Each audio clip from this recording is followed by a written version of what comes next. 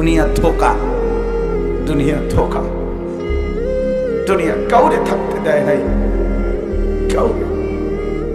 রাজপ্রাসাদের মানুষটারও নামায় দিছে, কুড়ে ঘরের মানুষটারও বের করে দিছে, একটা লাথি দিয়া কবরে ফেলাই দিছে। যা। আল্লাহর নবী সাল্লাল্লাহু আলাইহি সাল্লাম বলেন, নাফরমান যখন কবরে যাবে তো কবর তারে প্রথম মুহূর্তে একটা চাপ দিবে, ডান পাশের মাটি বাম দিকে, বাম দিকের মাটি ডান পাশে চলে আসবে। আল্লাহর নবী বলেন, হাত্তা তাখতালিফা আদলাউহু। আমার ভাই, ডান পাশের এই পাঁজরের হাড্ডি বাম পাশে এভাবে ঢুকে যাবে, বাম দিকের গুলো ডান দিকে। নবী যেভাবে উদাহরণ দিয়ে বুঝাইছে, আমাদের উস্তাদ আমগুলো বুঝাইছে, হাত্তা তাখতালিফা আদলাউহু। এই যে দুই আঙ্গুল যেমন একটা আরেকটার মধ্যে ঢুকে গেছে, খোদার কসম নবী বলে কবরের প্রথম মিনিটে এই নাফরমান পাপীর দুই পাশের হাড্ডি একসাথে একটার ভিতরে ঢুকে যায়। কষ্ট পাই বাবা। উসিকুম ইয়ায়া, আমাকেও বলছি আপনাদেরকেও বলছি, দুনিয়া ধোঁকা, দুনিয়া ধোঁকা। ওমা হাদিহিল হায়াতুদ দুনিয়া ইল্লা লাহবুম ওয়া লাইব। আল্লাহ বলে, বান্দা এটা আমি বানাইছি, আমি বানাইছি, আমি জানি কি বানাইছি। যে বানাইছে সেই কোম্পানি জানে এটা কি আসল না নকল, মেয়াদ কতদিন, কয়দিন, এই কোম্পানি জানে না। আল্লাহ বলেন, আমি বানিয়েছি বান্দা। কি বানাইছি? লাহবুম ওয়া লাইব, তামাশা, খেলাধুলা।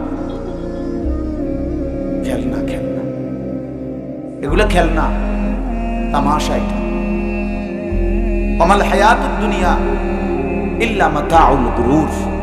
আল্লাহ বলছে দুনিয়ার জীবন শুধুই ধোঁকা। ফামা মাতাউল হায়াতিদ দুনিয়া ফিল আখিরাতি ইল্লা কালিল।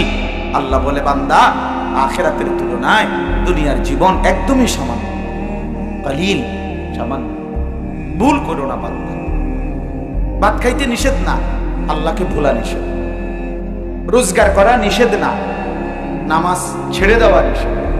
উপার্জন করতে কেউ বাধা দেয় নাই, সুদ খাইতে নিষেধ করছে।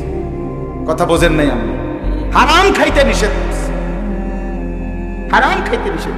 বিয়ে করতে নিষেধ করে নাই, যুবক জিনা করতে নিষেধ করছে, জিনা। ওই যুবক ব্যভিচার করতে নিষেধ করেছে।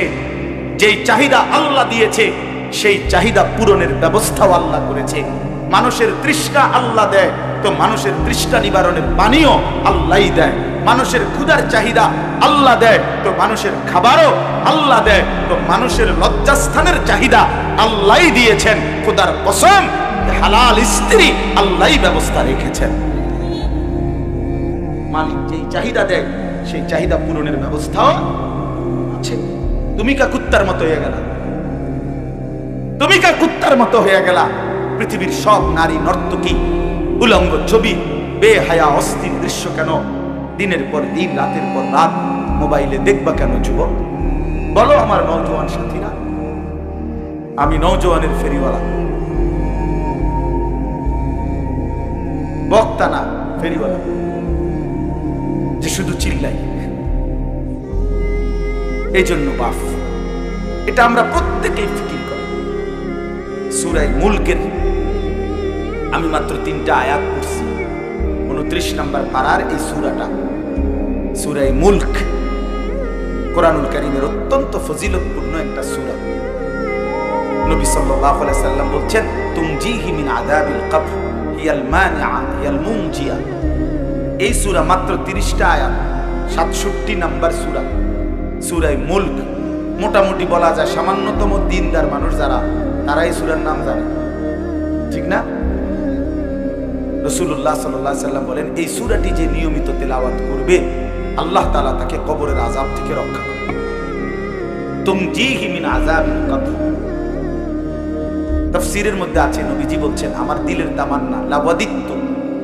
নবীজি বলেন, আমার দিলের আশা আমার উম্মতের প্রতিটা ঈমানদারের কলবে, দিলে এই সূরাটা থাকুক। ফি কলবি কুল্লি মুমিন, আমার প্রতিটা উম্মত ঈমানদার যেন এই সূরাটা পড়ে, মুখস্থ করে, কারণ এটা তার ভীষণ উপকারে আসবে। এই সূরার নিয়মিত তেলাওয়াত তার কবরের আযাব থেকে বাঁচায় দেবে। প্রিয় ভাই আমার, রাসূলুল্লাহ সাল্লাল্লাহু আলাইহি ওয়াসাল্লাম হাদিসের মধ্যে আছে, আল্লাহর নবী সাল্লাল্লাহু আলাইহি ওয়াসাল্লাম 5 ওয়াক্ত নামাজের পরে কবরের আযাব থেকে পানাহ চাইতেন উম্মতের তালিমের জন্য। কারণ তার নিজের কোনো গুনাহ নাই, তার নিজের কোনো কি নাই, তিনি মাসুম, তিনি নিষ্পাপ। তারপরও তালিমান লি উম্মতিহি, উম্মত যাতে বোঝে, শিখে, প্র্যাকটিক্যাল। এজন্য নবী সাল্লাল্লাহু আলাইহি ওয়াসাল্লাম 5 ওয়াক্ত নামাজের পরে বলতেন যে কতগুলো দোয়া পড়তেন, এর মধ্যে এটা একটা দোয়া, আল্লাহুম্মা ইন্নী আউযু বিকা মিন আযাবিল কবর ওয়া মিন ফিতনাতিল কবর ওয়া মিন ফিতনাতিল মাসীহিদ দাজ্জাল ওয়া মিন ফিতনাতিল মাহইয়া ওয়াল মামাত। নবীজি এই দোয়া পড়তেন, কবরের আযাব থেকে পানাহ চাইতেন। রাসূলুল্লাহ সাল্লাল্লাহু আলাইহি ওয়াসাল্লামের একজন সাহাবী হযরত বারা ইবনে আযিব রাদিয়াল্লাহু তাআলা আনহু বলেন, একদিন নবীজি আমাদের সাথে নিয়ে এক সাহাবীর জানাজা পড়তে গেছে। জানাজা পড়তে গিয়ে ওনার কবরের সামনে দাঁড়াইছে। আল্লাহর নবী সাল্লাল্লাহু আলাইহি ওয়াসাল্লাম জানাজার আগে খালি কবর। হযরত বারা ইবনে আযিব বলেন, কবরের দিকে তাকাইয়া আল্লাহর নবী সাল্লাল্লাহু আলাইহি ওয়াসাল্লাম অঝরে কাঁদছেন নিজে নিজে। সাহাবী বলেন, আমরাও সবাই কাঁদতে থাকলাম। কিছুক্ষণ পরে কান্না থামাইয়া চোখের পানি মুছে কবরের দিকে তাকাইয়া নবীজি আমাদের সবাইকে লক্ষ্য করে বললেন, ইয়া ইখওয়ানি লিমিসলি হাদা ফাআইদু, আমার সাহাবীরা, আমার বন্ধুরা, আমার সাথীরা, তোমরা সকলেই কবরের জন্য প্রস্তুতি নাও। রাসূলুল্লাহ সাল্লাল্লাহু আলাইহি ওয়াসাল্লাম বলেছেন, কবরে নাফরমান যখন প্রশ্নের জবাব দিতে পারবে না, তখন জাহান্নামের পোশাক বিছানা বিছাইয়া দিয়া জাহান্নাম বরাবর দরজা খুলে দিয়ে এই ফেরেশতারা যখন সরে যাবে, তখন আরেকজন ফেরেশতা আসবে। ফায়ুদরাবু লাহু বিমিতরাকাতিন মিন হাদিদ, ওই ফেরেশতা তাকে লোহার হাতুড়ি দিয়ে একটা আঘাত করবে। বারবাতান বাইনা উযুনাইহি, দুই কান বরাবর, মাঝখানে দুই কানের মাঝ বরাবর একটা আঘাত করবে লোহার মুগুর দিয়া, হাতুড়ি দিয়া। ফায়াসিহু সাইহাতান, নাফরমান তখন এত জোরে একটা চিৎকার দিবে, ইয়াসমাউহা মান ইয়ালিহি ইল্লা সাকালাইন। নবীজি বলেন, জিন এবং মানুষ ব্যতীত আল্লাহর সমস্ত সৃষ্টি বেঈমানের চিৎকার শুনবে। রাসূলুল্লাহ সাল্লাল্লাহু আলাইহি ওয়াসাল্লাম বলছেন, উম্মত, আমার দিল চাইছিল, নবীজি বলতেছেন, আমার মন চাইছিল একবার যে আমি আল্লাহর কাছে দোয়া করি যে কোন নাফরমান পাপী যখন তোমরা লাশ দাফন করবার জন্য কাঁধে করে নিয়ে যাও, তখন ওই বেঈমানকে পরিমাণ চিল্লায়, এই চিল্লানিটা একটু যেন তোমার ঘরে শোনায়। আমি একবার মন চাইছিল আল্লাহর কাছে বলি। নবীজি বলেন, পরে ভাবলাম আমার উম্মত জীবনে যদি একবার সেই আওয়াজ শুনতে পাও, তাইলে তো তোমরা আর কোনোদিন কোনো লাশের দাফন করবে না, তাইলে তো আর কোনোদিন কোনো লাশকে কাঁধে নিবা না, আর কেউ কোনোদিন লাশের দাফন করতে রাজি হবে না। যদি চিল্লায় তখন তো লাশ কুকুর বিড়ালে খাবে না, ফরমানের লাশ। এই জন্য বাপ আমার, কবরের আযাব সত্য, অত্যন্ত ভয়ানক, অত্যন্ত ভয়ানক। নবীজি এক হাদিসে 3 বার বলছেন, ইস্তাইযু মিন আযাবিল কবর, কবরের আযাব থেকে পানাহ চাও। নবীজি একদিন সাহাবীদের সাথে চলতে গিয়ে 2 জন ঈমানদারের কবরের দিকে তাকাইয়া বলছে যে তাদের কবরের মধ্যে আযাব হচ্ছে। ওমা ইউআযাবানি ফি কাবীরিন, বড় কোনো অপরাধের কারণে নয়। একজন সকলখুরি করত, একজনের কথা আরেকজনের সাথে, আরেকজনের কথা আরেকজনের সাথে লাগায় দিত, কাজ্জা বাজায় দিত, এই বদভ্যাস ছিল। আরেকজন প্রস্রাব করে, এই নওজোয়ান শোনো ভাইয়া, রাসূলুল্লাহ বলেন কবরের আযাব হচ্ছে এই মুহূর্তে। কেন? সে প্রস্রাব করে ঠিক মতো পবিত্র হতো না, মুত্তা যারা ফানিলাও না, মুত্তা যারা পেশাব পায়খানার পরে পেশাব করে টয়লেট পেপার ব্যবহার করো না, রাসূলুল্লাহ সাল্লাল্লাহু আলাইহি ওয়াসাল্লাম বলেন তোমার কবরে আযাব হবে, কবরে কষ্ট পাইবা। এই একদম নিম্ন রুচির মানুষ, নিকৃষ্ট রুচি লোক যে প্রস্রাব করে টয়লেট পেপার ব্যবহার করে না, পানি ব্যবহার করে না। কারণ পুরুষের প্রস্রাব একসাথে শেষ হয় না, এটা বিজ্ঞানসম্মত কথা, চিকিৎসা বিজ্ঞানেরও কথা। এটা পুরুষের শরীরে প্রস্রাবের নালীটা এরকম যে একবারে প্রস্রাব শেষ হয় না, 2-4 ফোঁটা পেশাব এটা তার একটু পরে পরে। এজন্য ঢিলা কুলুক টয়লেট পেপার ব্যবহার করে একটু সময় অপেক্ষা করলেই পরবর্তী ফোঁটাগুলো টয়লেট পেপারে জমা হইলে সেটা ফেলে পানি ব্যবহার করলে পবিত্র হয়ে যায়। কিন্তু যেই অপদার্থ আপনার মুখটা সেইটা টান দিয়ে একটা লেলো হাঁটতেছে, তো পরবর্তী ফোঁটা এগুলো কোথায় পড়ছে? হ্যাঁ, প্যান্টেতে তার চাইতে ভালো ছিল একটা পলিথিন ফিন্দা রাখতে ভিতরে, তাইলে রাত হইলে দেখতি যে মোট কয় ফোঁটা জমা হয়েছে। পলিথিনের তলে দেখতা যে পেশাব আছে, তাহলে প্রমাণ হতো। একদিন পরীক্ষামূলক দেখো পলিথিন ফইরা যে পেশাব জমা হয়নি। সারাদিনে 10 বার 5 বার পেশাব করলে 5 ফোঁটা করেও যদি হয়, তাইলে তো 25 ফোঁটা পেশাব তার প্যান্টে। এই দুর্গন্ধ নিয়া এই অপদার্থ খায় কেমনে, ঘুমায় কেমনে, হাঁটে কেমনে? হ্যাঁ, এরা বলে ভদ্রলোক, আর আমরা হলাম হুজুর। আমরা হুজুর মানুষ জানে কি না? আমরা জানি যে পেশাব করে টয়লেট পেপার নিতে হয়, আপনি জানেন না। আমরা এটা জানি, আপনি অনেক কিছু জানেন না। আমরা যেগুলো জানি, আমরা জানি বসে পেশাব করতে, আমরা খাড়াইয়া মতে না, এটা আমরা জানি অনেক কিছু। ইসলাম যে জানে সে পূর্ণ জানে, আলহামদুলিল্লাহ। আল্লাহর কোরআন যে জানে, খোদার কসম সে পূর্ণ জ্ঞান জানে, পূর্ণ জ্ঞান জানে। এর চাইতে পূর্ণাঙ্গ জ্ঞান আসমান ও জমিনের নিচে কোথাও নাই, কোথাও।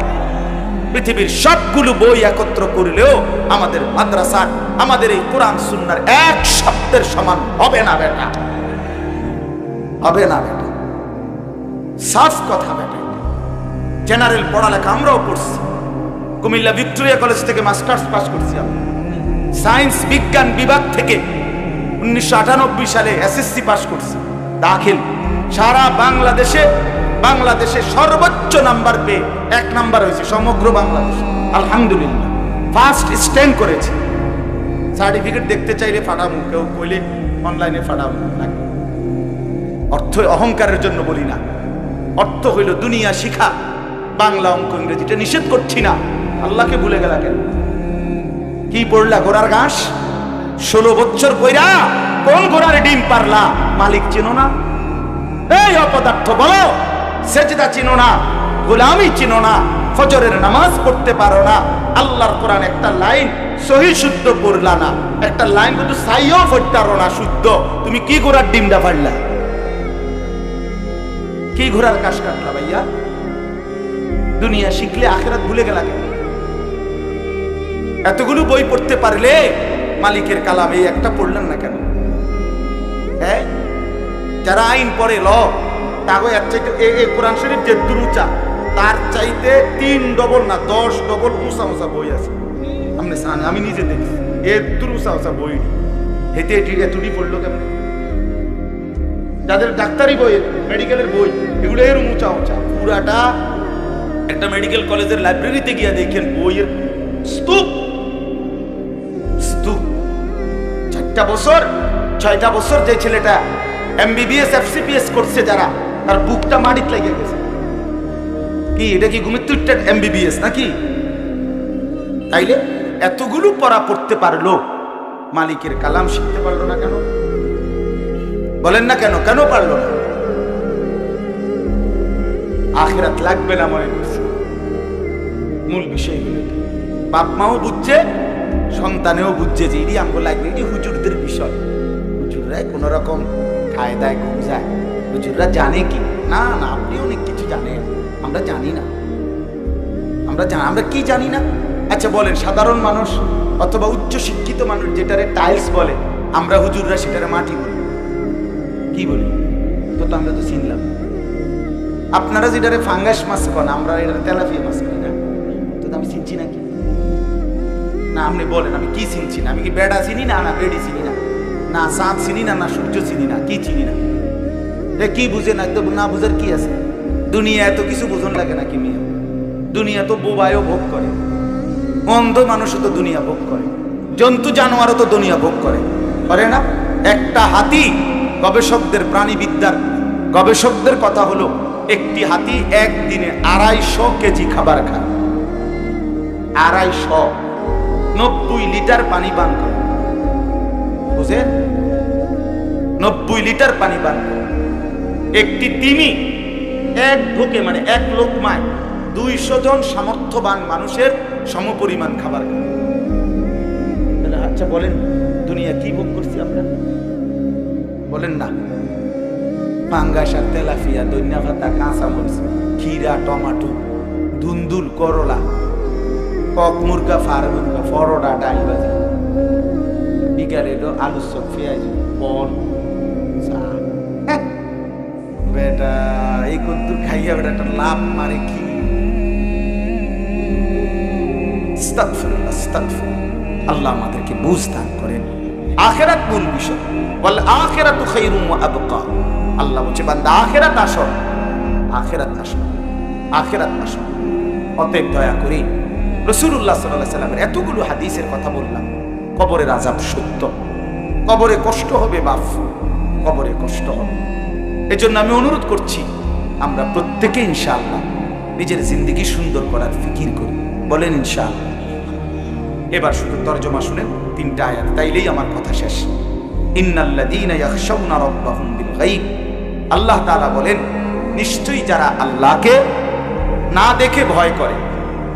কিভাবে ভয় করে? এই কথার 2টা অর্থ তাফসীরে লিখছে। 1 নাম্বার হলো যারা আখিরাতের বিষয়গুলোকে না দেখে ভয় করে। কবর, হাসর, আখিরাত, মিজান, ফুলসিরাত, জান্নাত, জাহান্নাম, শাস্তি, শান্তি, এই আখিরাতের এই কথাগুলোকে যারা ভয় করে তারাই আল্লাহকে ভয় করে। তারাই কাকে ভয় করে? 2 নাম্বার তাফসীরে আছে আল্লাহকে ভয় করে না দেখে, মানে হলো যারা গুনাহ থেকে বিরত থাকে। যে গুনাহ থেকে বিরত থাকে খোদার কসম সে আল্লাহকে ভয় করে। যে আল্লাহকে ভয় করে সে গুনাহ থেকে বিরত থাকে। এটা একটা এপিটোম। আল্লাহকে যে ভয় করে গুনাহ থেকে সে বিরত থাকে, গুনাহ থেকে যে বিরত থাকে আল্লাহকে সে ভয় করে। কথা বুঝছেন কিনা বলেন? আল্লাহ বলেন এমন বান্দা যে কবর, হাসর, মিজান, ফুলসিরাত, আখিরাতকে ভয় করে এবং গুনাহ থেকে বিরত থাকে, সেই মূলত আমি আল্লাহকে ভয় করে, আমাকে না দেখেই ভয় করে। আল্লাহ বলেন আমার এমন প্রিয় বান্দাদের জন্য আমার 2টা পুরস্কার। কয়টা? 1 লাহুম মাগফিরাতুন, আমি তাদের পেছনের জিন্দেগির সব গুনাহ মাফ করে দেব। 2 ওয়া আজরুন কাবীর, আমি আল্লাহ তাদেরকে সর্বশ্রেষ্ঠ বড় বৃহৎ বিনিময় জান্নাত দিয়েই দেব।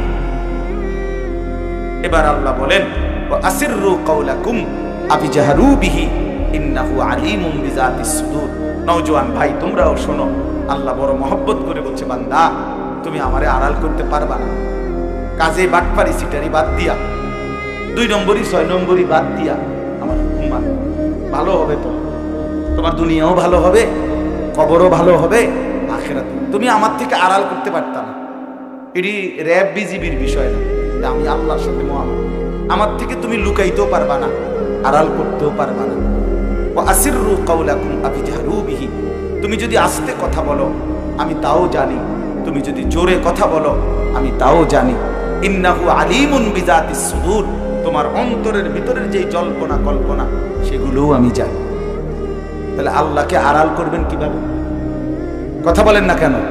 যুবক মনে করে রাত 2টায় কেউ জেগে নাই, এজন্য উলঙ্গ ছবি দেখে, মা ঘুমায়, বাপ ঘুমায়, দরজা বন্ধ, জানালা বন্ধ, সিটকারি বন্ধ, হ্যাঁ লাইট বন্ধ, ফ্যান সব বন্ধ। এজন্য সে মনে করে কেউ দেখে না, কেউ জানে না। আল্লাহ বলে আনিস আমি জেগে আছি, আমি দেখছি বান্দা। আলাম ইয়ালাম বিআন্নাল্লাহ ইয়ারা, আমি জানি বান্দা, আমি সারাক্ষণ দেখি। আল্লাহ বিশ্রাম করে কখন? কথা বলেন না কেন?